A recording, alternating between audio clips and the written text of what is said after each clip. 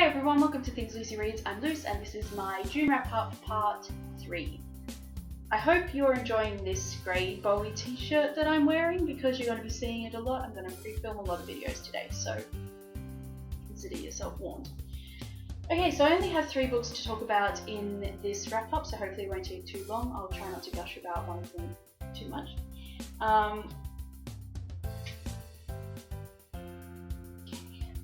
Okay, so the first book I read is the novelisation of the Disney movie Maleficent, which is adapted by Elizabeth Rupnik.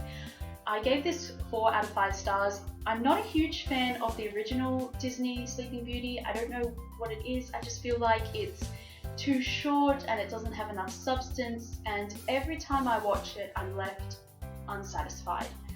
But I was really excited about Maleficent because 1, Angelina Jolie, I mean, come on.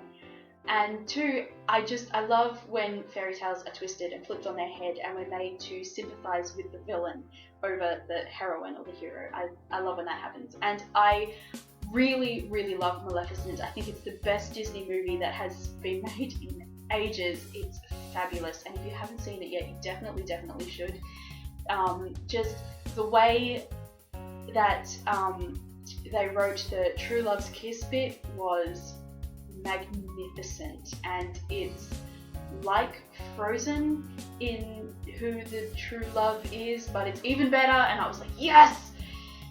And I love it so much. So I was really excited to pick this up because I just love the movie so much and I want all of the things, and I was hoping that maybe this book would answer a few of the questions I had about the society, and it kind of didn't, but that's okay. It's not anything really amazing, it's just a novelisation of the movie which I've seen already and I know the story of, so there was nothing really different in this, but I really enjoyed it and I just love everything about this film. And yeah, the next book that I read was really exciting because it wasn't supposed to be released until the 7th of July, and then it got an early release, so I got it early because I pre-ordered it and it was amazing, and that book is Princess Gambit by C.S. Cat, which is the sequel to Captive Prince. Can't tell you too much about this because it's a sequel, but it was even better than the first one. I didn't think that was going to be possible, but it was even better. This is quite different to the first one. They're not in Arlis, which is the capital of Veer and where the court is. They are kind of out on the road, partaking in these battles and just kind of generally fighting for their lives. And the character development, well, it's not even really the development of Laurent because he's been like this all along, it's just that we find out more about him, and the development of the relationship between Laurent and Damon is just so pitch perfect, and I can't even talk about it because I just love it so much. Laurent is the single most amazing character I've ever read. He has so many facets, there's so many different sides to him, and just so many seemingly contradictory things just come together to form this perfect whole, and it's true. Even if you didn't like the first book, you should definitely give this one a try. All of the ickier things that are in the first book are not present in this. Like I said, they're out of the court, so there's none of that going on. And just the conversations that Damon and Laurent have and the things that they get up to are hilarious. And Laurent is, like I said, he's amazing. I think he might be my favourite character out of anything ever. It's like, whenever people are reading this series, I always say to them, Laurent is a little shit, but he will break your heart and you will enjoy it. And I stand by that description. Like, you think he's going to be a spoiled brat, and then you find out more about him, and I'm like, oh, my precious baby. And then it just, I have no words to talk about this. My friend Nicole did a video review. I will link that down below. She's probably much more coherent about this than I am.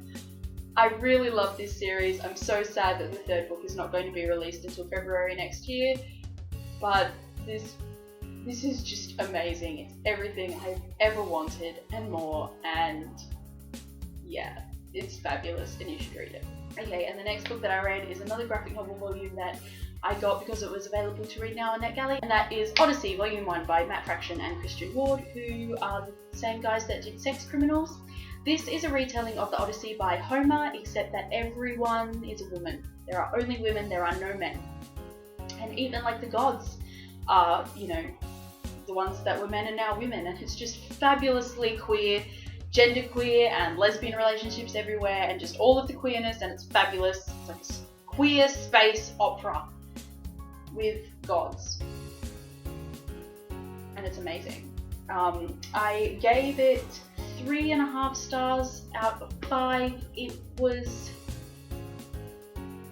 very strange. I mean, I really liked it and I really want to read the rest of it, but it was very strange. And because I haven't read the Odyssey, the closest I've come to reading the Odyssey is Love in the Time of Global Warming by Francesca Lloyd-Lock, but even that is a very strange retelling.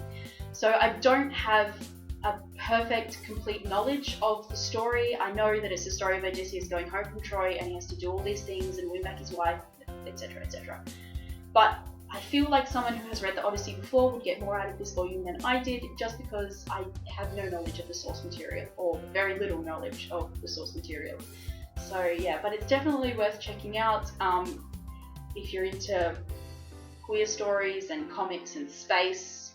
It's probably going to be your jam, but it's very strange. Just let me say that it is very, very strange. Like, strange in the way that Saga is strange. It's quite like Saga in the kinds of aliens they have and what they do, and yeah.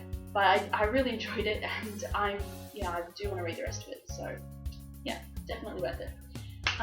That is all for this video, and I will see you in the next one. Bye everyone.